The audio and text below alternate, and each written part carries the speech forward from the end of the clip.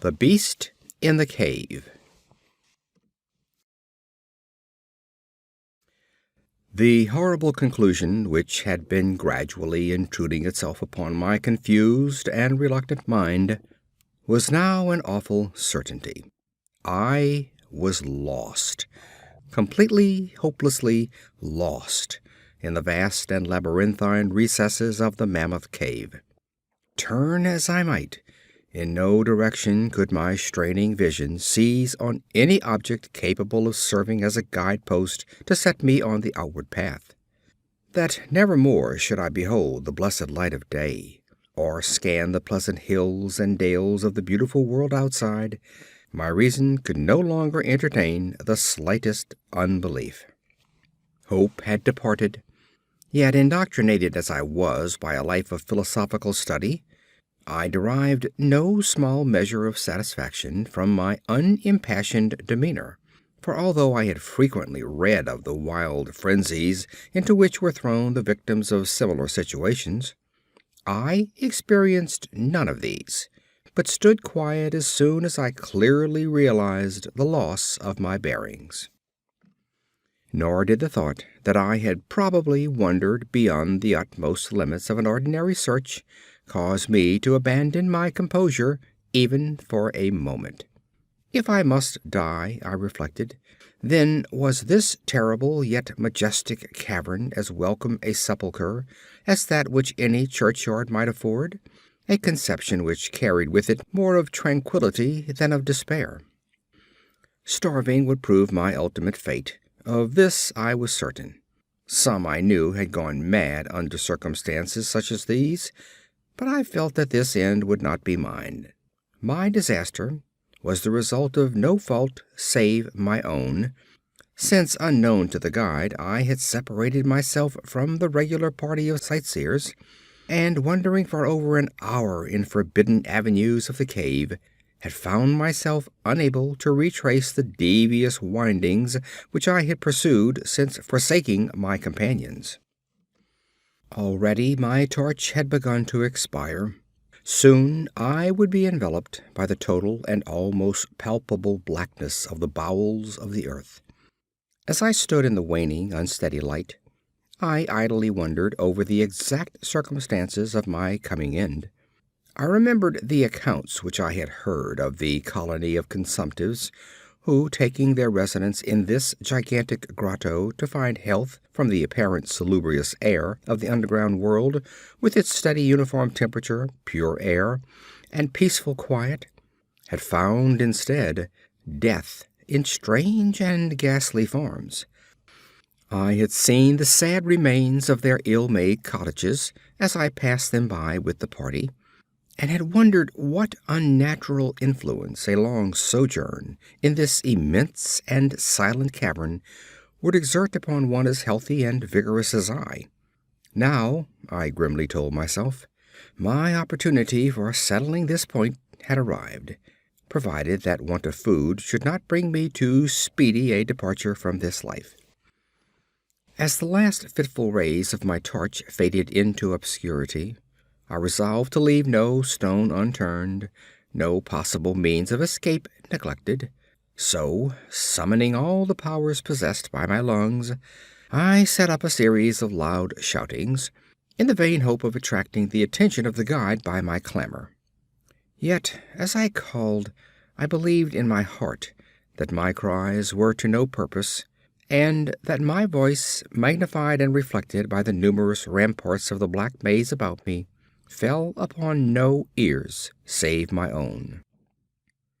All at once, however, my attention was fixed with a start, as I fancied that I heard the sound of soft approaching steps on the rocky floor of the cavern. Was my deliverance about to be accomplished so soon? Had then all my horrible apprehensions been for naught?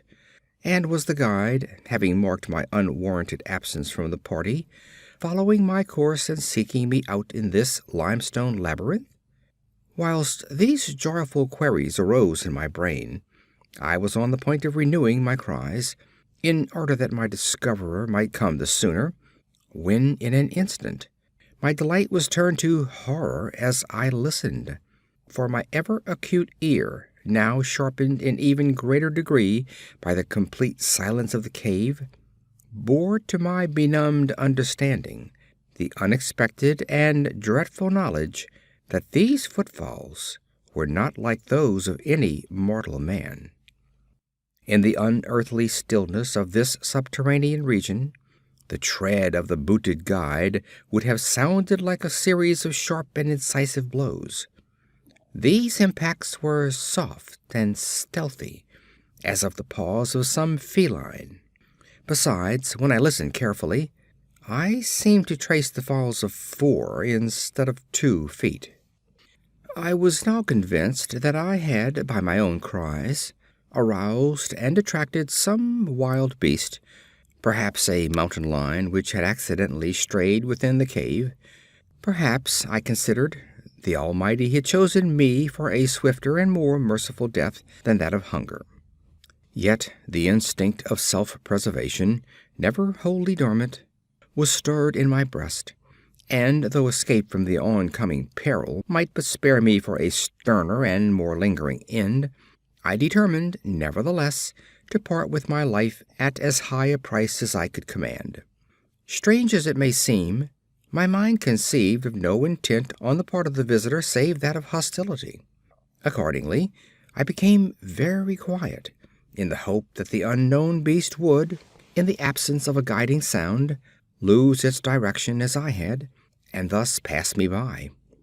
But this hope was not destined for realization, for the strange footfalls steadily advanced, the animal evidently having obtained my scent, which, in an atmosphere so absolutely free from all distracting influences as is that of the cave, could doubtless be followed at great distance. Seeing, therefore, that I must be armed for defense against an uncanny and unseen attack in the dark, I groped about me the largest of the fragments of rock which were strewn upon all parts of the floor of the cavern in the vicinity, and, grasping one in each hand for immediate use, awaited with resignation the inevitable result. Meanwhile, the hideous pattering of the paws drew near. Certainly the conduct of the creature was exceedingly strange.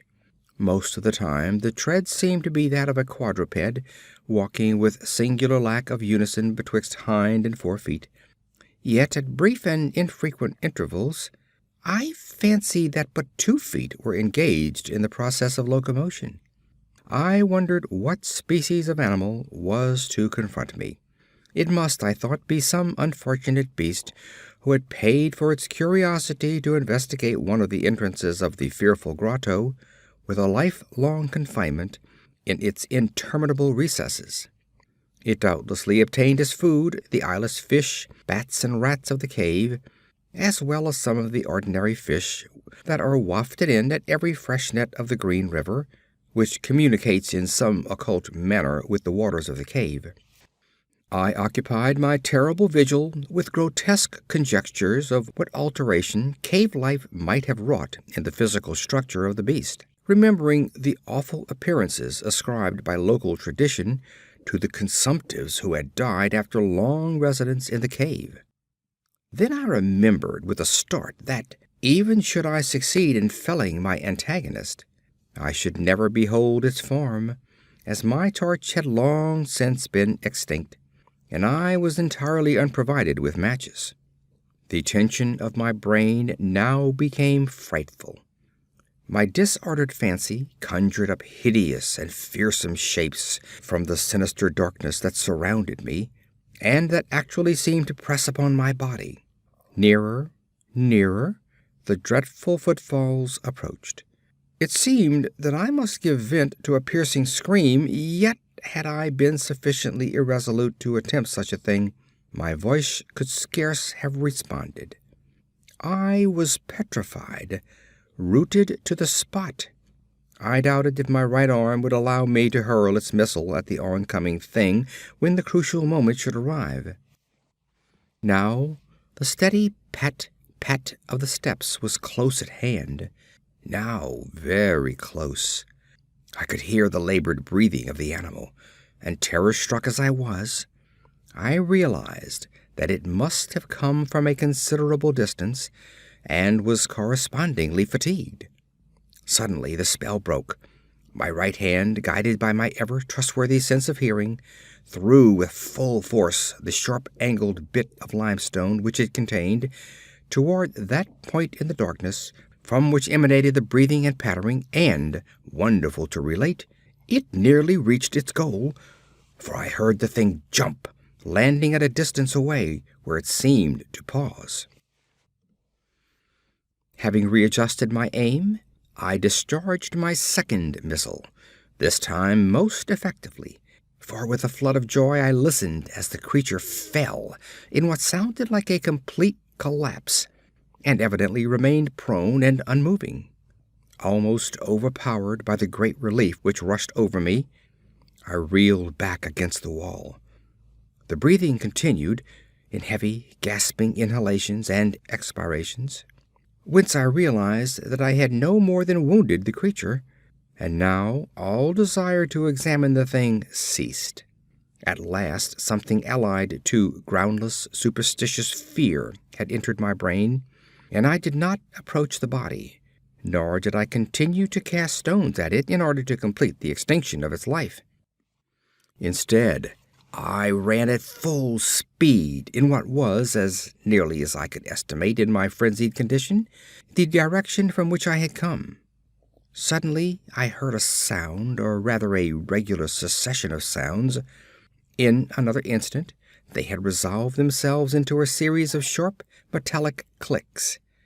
This time there was no doubt. It was the guide.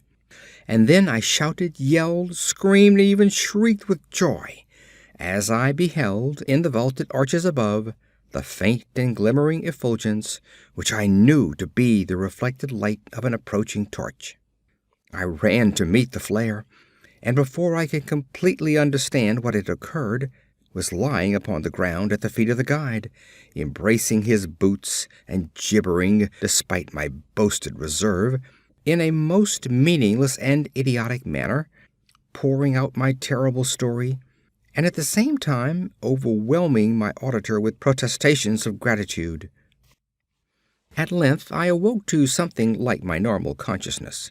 The guide had noted my absence upon the arrival of the party at the entrance of the cave, and had, from his own intuitive sense of direction, proceeded to make a thorough canvass of bypasses just ahead of where he had last spoken to me, locating my whereabouts after a quest of about 4 hours.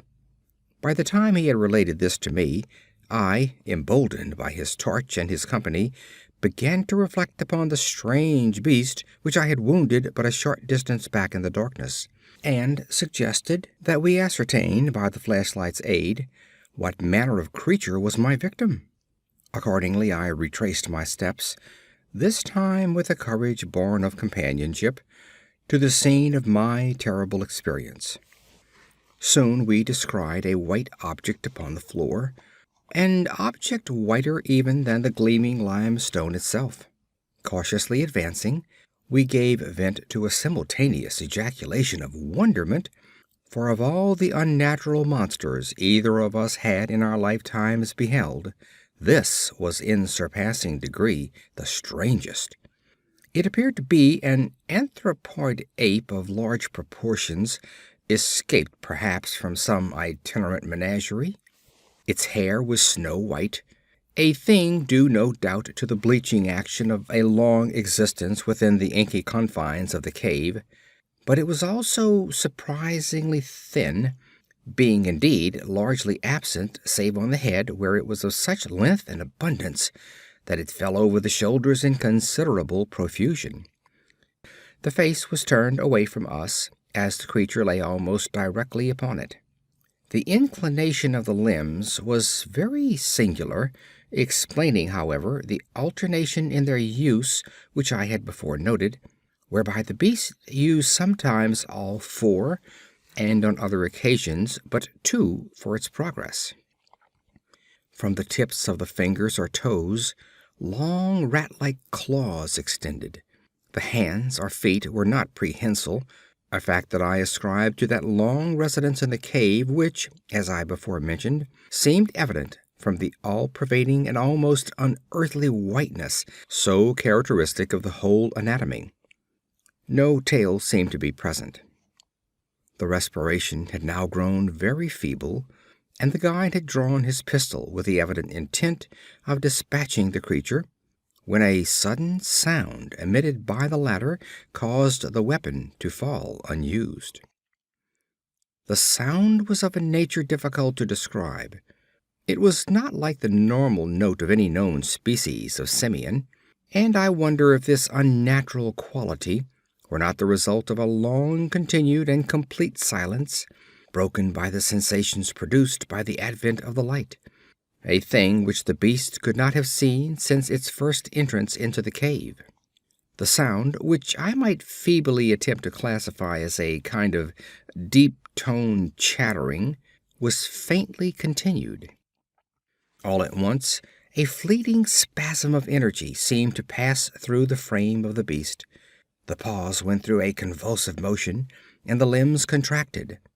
With a jerk, the white body rolled over, so that its face was turned in our direction.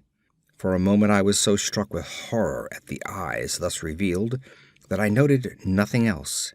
They were black, those eyes, deep, jetty black, in hideous contrast to the snow-white hair and flesh.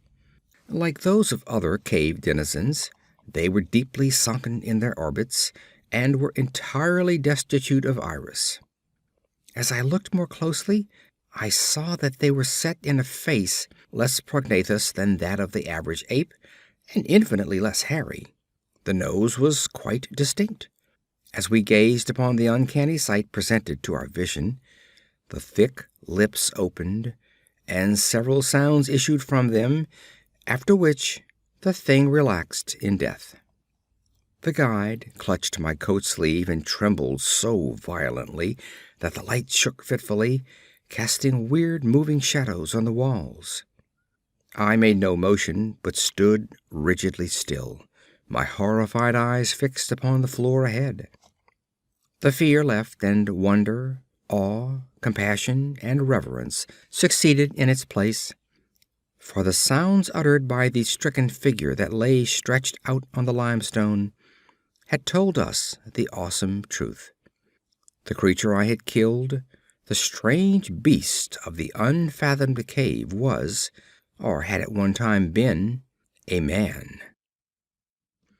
End of The Beast in the Cave.